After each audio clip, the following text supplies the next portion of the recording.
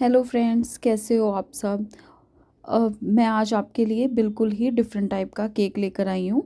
मैं आपके लिए आज लेकर आई हूँ नंबर केक, मोनोग्राम केक भी आप इनको बोल सकते हो। मुझे यहाँ पर इस केक में 2 नंबर्स बनाने हैं, 1 और 0, मतलब 10 नंबर पूरा कंप्लीट बनाना है। और ये केक मेरा 10th बर्थडे के लिए ही है। केक की जो क्वांटिटी है वो काफ़ी बड़ी है।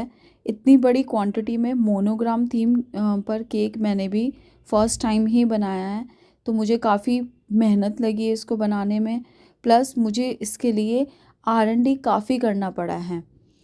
काफ़ी कुछ मैंने सर्च किया, काफ़ी इधर मतलब चीज़ों को ढूंढने की कोशिश की कि मैं कैसे इसको बेस्ट टू बेस्ट बना सकती हूँ।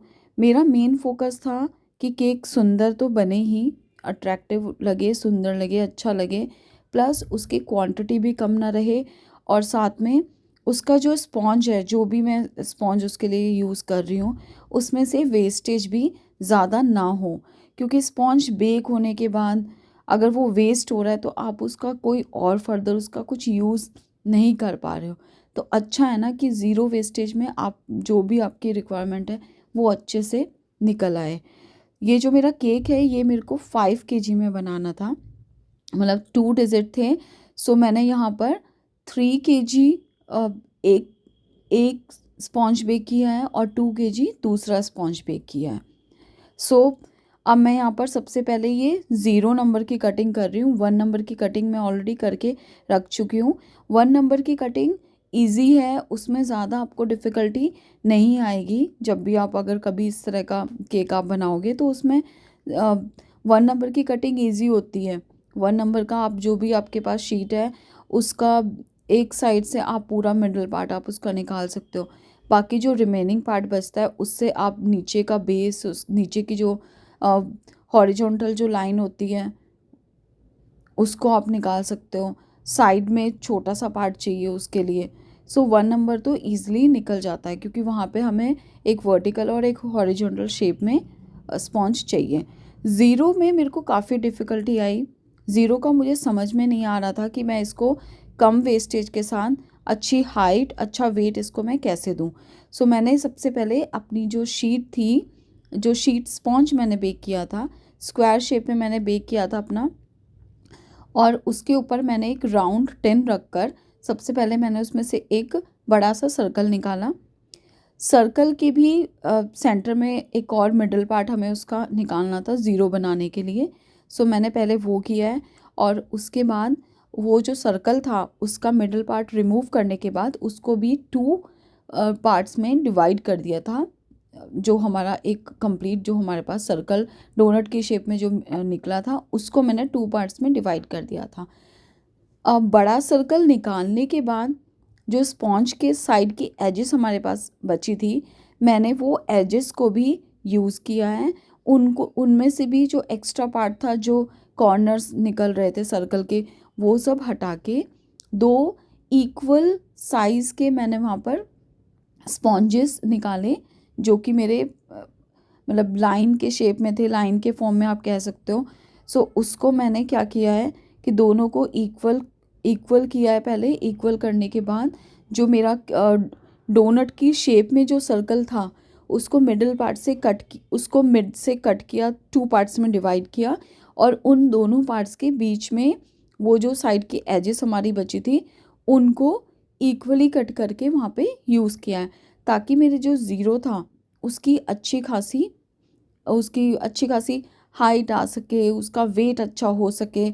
अगर मैं वो साइड के एजेस को भी ऐसे ही हटा के रिमूव करके रख देती तो मेरा जो ज़ीरो है उसका साइज़ भी छोटा हो जाता, वेट भी कम हो जाता, और प्लस जो बाकी रिमेनिंग एजेस थे वो किसी काम के नहीं थे। आप ना तो उसकी पेस्ट्री बना सकते थे, ना आप उसको केक में कहीं पे किसी दूसरे केक में यूज़ कर सकते थे। यहाँ पर मैं अपने 1 नंबर की क्रम कोटिंग मैंने यहाँ पे स्टार्ट की है। क्रम कोटिंग मेरा ये जो फ्लेवर है केक का वो पाइनएप्पल फ्लेवर है। इसलिए मैंने इसको वेनीला में बेक किया था, और ये मैंने 3 kg के अराउंड, मतलब 1 kg का जो नंबर था वो मैंने थोड़ा ज़्यादा बेक किया था 0 के कंपैरिजन में। 0 थोड़ा छोटे उसमें बेक किया था, क्योंकि ज़ीरो में मेरे को हाइट उसकी ज़्यादा निकालनी थी और एक सर्कल निकालना था, साइड के एजेस को वैसे यूज़ करना था। सो यहाँ पे मैं इसकी क्रम कोटिंग कर रही हूँ। इसके लिए मैंने पाइनएप्पल की फिलिंग यूज़ की है, क्योंकि फ्लेवर उसका पाइनएप्पल है। इस केक में जो मुझे सबसे डिफ़िकल्ट टास्क लगा वो मुझे इसकी कटिंग ही लगी। अगर आप इस तरह के केक्स में अगर आपने अपनी कटिंग अप्रोप्रिएट कर ली है, अगर आपने प्रॉपरली उसको, जो भी उसकी डायमेंशंस हैं या जो भी आपको शेप चाहिए, वो प्रॉपर आपकी कट होने के बाद एग्जैक्टली वो आ रही है, आपको देखने में भी लग रहा है कि हाँ ये मैंने 1 कट किया है, या ये मेरा 2 नंबर है, या ए है या बी है। सो आगे का जो प्रोसेस होता है वो उतना डिफ़िकल्ट नहीं होता है। आई गेस वो मैनेजेबल है।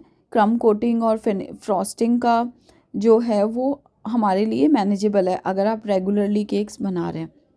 बट हाँ, अगर इस तरह का केक कोई फ़र्स्ट टाइम बना रहा है तो उसके लिए तो ये बहुत बड़ा चैलेंज हो जाता है, क्योंकि मैंने ये चीज़ अपने साथ ही एक्सपीरियंस की है। मोनोग्राम केक्स वैसे तो मैंने पहले भी बनाए हैं, अल्फ़ाबेट्स और नंबर्स दोनों ही बनाए हुए हैं, लेकिन मेरे लिए आज थोड़ा सा ये डिफ़िकल्ट था, क्योंकि मैंने ज़ीरो फर्स्ट टाइम बनाया। मुझे ज़ीरो में काफ़ी कुछ देखना पड़ा कि मैं कैसे इसको यूज़ करूँ, कैसे इसको बनाऊँ। 1 नंबर का मुझे लग रहा था कि 1 नंबर ईज़ी है, उसको मैं बना पाऊँगी। सो 1 नंबर में मेरे को ज़्यादा डिफ़िकल्टी नहीं आई है।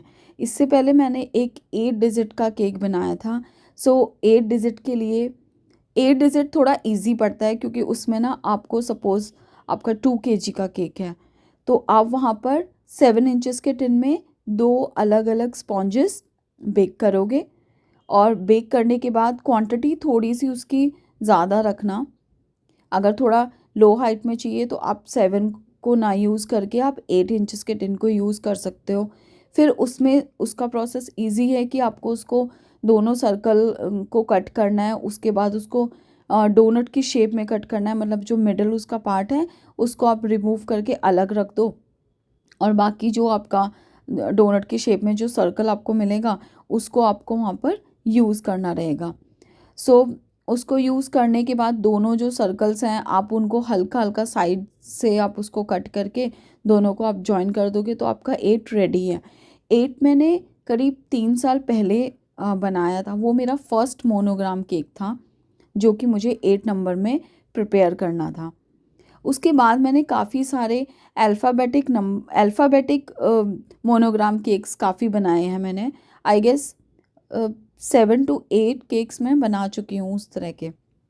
वो भी थोड़े से डिफ़िकल्ट होते हैं, कुछ लेटर्स डिफ़िकल्ट होते हैं। जैसे मैंने एस बनाया था, वो मेरे लिए काफ़ी डिफ़िकल्ट हो गया था बनाना, कंप्लीट करना, क्योंकि समझ में नहीं आ रहा था कि उसको कैसे मैं उसको कट करूँ। मुझे एक्चुअली वो ना कॉर्नर्स में ना करके मेरे को पूरा, जो हम एस जिस तरह से लिखते हैं ना कि साइड से वो थोड़ा राउंड के फॉर्म में आ जाता है, कॉर्नर्स नहीं होते उसमें, उस तरह से चाहिए था। सो यहाँ पे फ्रेंड्स मेरा ये ज़ीरो की भी क्रम कोटिंग ऑलमोस्ट ख़त्म